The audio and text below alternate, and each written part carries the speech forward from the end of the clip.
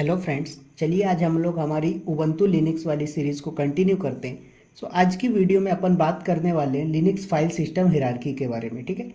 थोड़ा सा इसके बारे में समझते हैं कि इसकी रिक्वायरमेंट क्या होती है Linux file system hierarchy. Right, कई लोग इसको FSH के नाम से भी बोलते हैं, FSH के नाम से। Okay, file system hierarchy. अब ये थोड़ा सा समझते हैं कि फाइल सिस्टम हायरार्की क्यों इंपॉर्टेंट होता है। राइट, सो गाइस देखो क्या होता है, इंडस्ट्री के अंदर कभी कभी आप बहुत सारी प्रॉब्लम्स फेस करते हो जो कि आपकी ट्रबल शूटिंग से रिलेटेड प्रॉब्लम्स हो सकती हैं। लाइक यूज़र से रिलेटेड हो गया, कई बार ऐसा होता है कि हम कोई एक्सटर्नल डिवाइस लगाते हैं, लाइक पेन ड्राइव हो गया, एक्सटर्नल हार्ड डिस्क हो गई, कुछ भी आप डेटा लगाते हैं, ठीक है, जिन्हें हम लोग स्टोरेज डिवाइस के नाम से बोलते हैं। तो वो डिवाइस आप लगाते हो तो आपके डिवाइस पे या फिर आपके सर्वर पे अवेलेबल नहीं होती है। उसके लिए आपको क्या है कि जिस लोकेशन पे वो इन्फॉर्मेशन आके स्टोर होती है वो लोकेशन पता होनी चाहिए। राइट, ऐसे ही बहुत सारी इन्फॉर्मेशन होती है, तो वो सारी चीज़ें आपको कंफर्म होना चाहिए कि कौन सी चीज़ कहाँ पर आके स्टोर होती है। राइट, कभी कभी क्या होता है, कई प्रोसेस ऐसी होती हैं जो आप बंद करते हो बट बंद नहीं हो रही होती, या फिर बंद हो जाती बट वो बैकएंड में चल रही होती हैं। तो ये सारी चीज़ें कहाँ पर होती हैं, इनके लिए पर्टिकुलर पाथ डिफाइन किया गया है। वो पाथ कहाँ पर होता है ये आपको लर्न करना है। इसी को हम लोग फाइल सिस्टम हायरार्की के नाम से जानते हैं। ठीक है, आते हैं थोड़ा सा और समझते हैं। तो देखिए हमारे पास जो है ये एक डायग्राम है, इसको आप देख सकते हैं। इसके अंदर टोटल नंबर ऑफ 90 डायरेक्टरी हैं। ओके, अब यहाँ पर एक लोकेशन आता है आपके पास जो कि होता है स्लैश। ओके, इस स्लैश को कई लोग रूट पार्टीशन के नाम से कॉल करते हैं, कई लोग इसको रूट डायरेक्टरी भी बोलते हैं।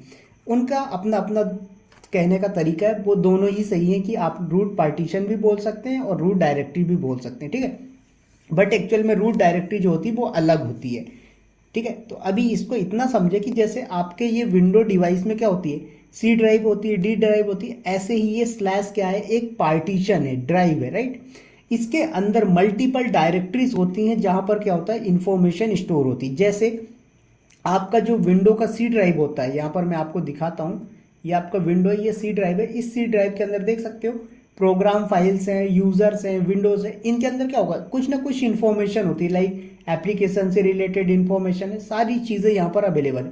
राइट, ऐसे ही यहाँ पर इनकी इन्फॉर्मेशन होती है।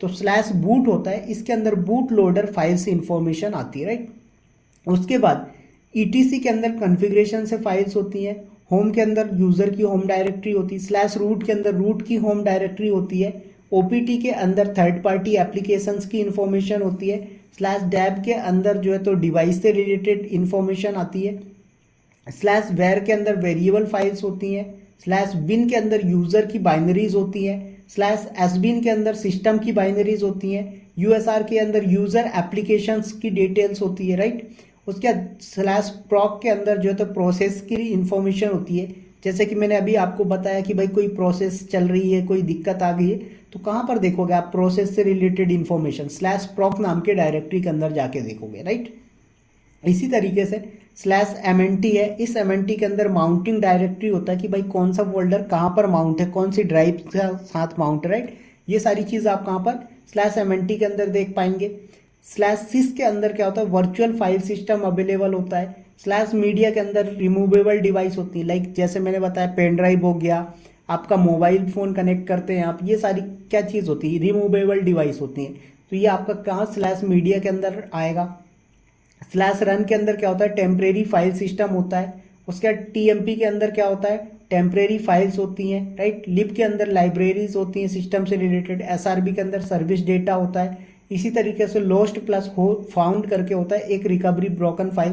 तो ये क्या होता है, इस तरह की पूरी इंफॉर्मेशन पर्टिकुलर किसी न किसी डायरेक्टरी के अंदर जाके स्टोर करवाते। राइट, तो अगर आपको जिससे रिलेटेड इन्फॉर्मेशन चाहिए या फिर जिससे रिलेटेड आपको ट्रबल शूटिंग करना, पहले आपको उस फोल्डर के अंदर जाना पड़ेगा और फिर वहाँ पर पहुँचकर आप जो है तो डिटेल देख सकते हैं। राइट, बूट लोडर फाइल्स क्या होती हैं, जब आपका सिस्टम पहली बार ऑन होता है तो वो बूटिंग करता है। राइट, बहुत सारी प्रोसेस आपको मैं बाद में डिस्कस करूंगा जब आप लोग हाई लेवल पे आ जाएंगे। अभी आपको सिर्फ इतना समझना है कि स्लैश नाम का एक लोकेशन होता है जो कि रूट पार्टीशन के नाम से जाना जाता है। इसके अंदर मल्टीपल डायरेक्टरीज होती हैं। वो सारी डायरेक्टरीज ये हैं जो नाम लिखे हुए हैं, बूट, ETC, होम। राइट, तो ये सारी चीज़ें, इनके अंदर जाने के लिए हमें यूज़ करना पड़ेगा CD कमांड।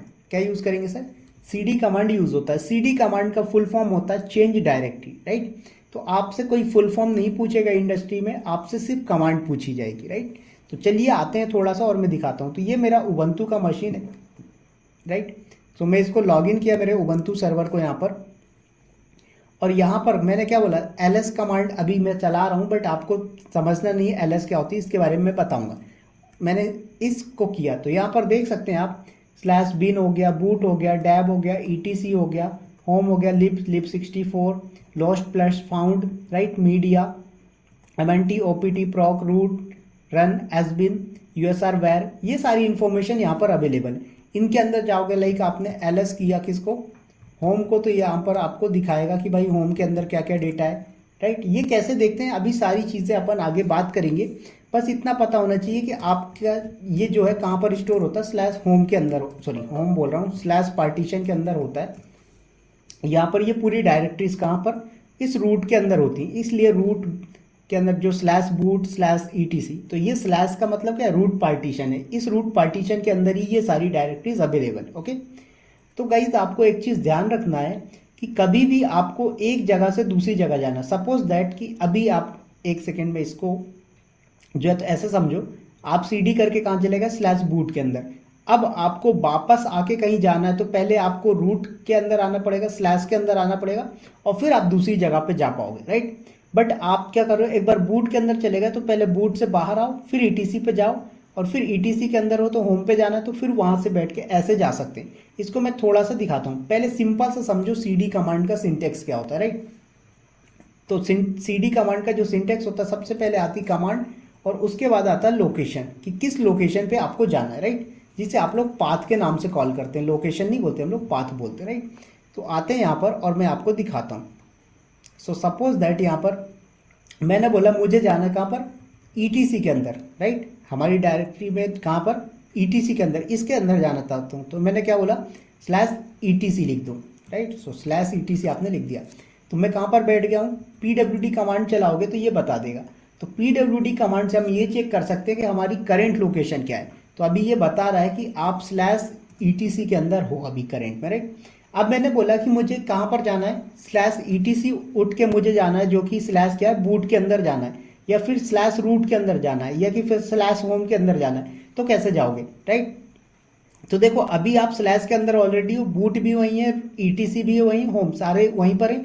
तो आपको कुछ नहीं करना, आप यहाँ पर क्या करो, cd कर दो और कहाँ पर आ जाओ, रूट के अंदर आ जाओ, और अब आप cd करके कहाँ पर जाएंगे, होम के अंदर चले जाइए, राइट। सो होम के अंदर आ गए। अब यहाँ पर cd पे बैठ के आपने etc चलाया तो नहीं चलेगा, क्यों, क्योंकि आपका जो etc है वो कहाँ है, स्लैश के अंदर है, ना कि होम के अंदर, राइट। तो इस तरीके से पहले आपको रिटर्न आना पड़ेगा स्लैश पे, फिर जाना पड़ेगा, राइट। सो यहाँ पर आपको क्या करना पड़ेगा, cd करके स्लैश पे आइए और फिर आप cd करके etc पे चले जाइए, राइट। तो आप हाफ लिख के टैब प्रेस करेंगे तो ये ऑटोमेटिक पिक कर लेता है। अब इसी तरीके से आपको एक स्टेप पीछे आना है, राइट। क्या करना है, एक स्टेप पीछे आना है। तो आप यहाँ पर cd डॉट डॉट चलाएं तो देखिए आपका एक स्टेप पीछे आ गया। इसी तरीके से आपने बोला सर मुझे 2 स्टेप पीछे जाना है, dot dot slash dot dot ऐसे लगा दो, तो आप 2 स्टेप पीछे जाओगे, राइट। अब यहाँ पर आपको यूजर की होम डायरेक्टरी पे जाना है। कहाँ जाना है सर, यूजर की होम डायरेक्टरी पे। तो जब भी आपको यूजर की होम डायरेक्टरी पे जाना होगा तो आपको क्या करना होगा, cd कमांड ओनली टाइप कर दो तो आप यूजर की होम डायरेक्टरी पे पहुंच जाओगे। देखो तो यहाँ पर आप pwd करोगे तो ये रूट यूजर से आप लॉगिन हो, तो रूट यूजर की होम डायरेक्टरी ये होती, तो ये आप यहाँ पर पहुंच गए। अगर आप किसी अदर यूजर से लॉगिन होते तो उस यूजर की होम डायरेक्टरी कुछ और होती, तो वो आपको उस लोकेशन पे लेके चला जाता, राइट। इसी तरीके से आप दूसरे तरीके से भी जा सकते हो। लाइक आपने बोला सर मैं etc के अंदर हूँ, अब मैंने बोला मुझे होम डायरेक्टरी पे जाना, कुछ नहीं, cd और उसके बाद ये सिंबल लगा दो आप, तो इससे आप कहाँ पर आ गए, आप देखोगे तो अभी भी आप होम डायरेक्टरी पे आ चुके हैं। तो इस तरीके से आप जो है तो cd कमांड का यूज करके एक लोकेशन से दूसरे लोकेशन पे मूव हो सकते हैं। समझ में आया। सो गाइज ये ओनली cd कमांड था हमारा और pwd कमांड। सिर्फ pwd कमांड से आप प्रिंट वर्किंग डायरेक्टरी या प्रेजेंट वर्किंग डायरेक्टरी को लिस्ट कर सकते हो। मतलब आपका करंट डायरेक्टरी का लोकेशन क्या है वो चीज़ चेक करने के लिए आप pwd कमांड चलाते हैं। लोकेशन चेंज करने के लिए आप cd कमांड का यूज़ कर सकते हो। एक पाथ से दूसरे पाथ पे जाना है, एक फोल्डर से दूसरे फोल्डर पे जाना है, तो हम लोग cd कमांड का यूज़ कर सकते हैं, right. So guys I hope कि आप लोगों को लिनक्स का फाइल सिस्टम हायरार्की और CD कमांड समझ में आया होगा। सो गाइज अगर वीडियो अच्छी लगे तो प्लीज़ वीडियो को लाइक शेयर सब्सक्राइब करिएगा। मिलते हैं बहुत ही जल्दी नेक्स्ट वीडियो में। नेक्स्ट वीडियो होगा हमारा LS कमांड के ऊपर। Okay, so guys bye bye, take care, good night to all of you.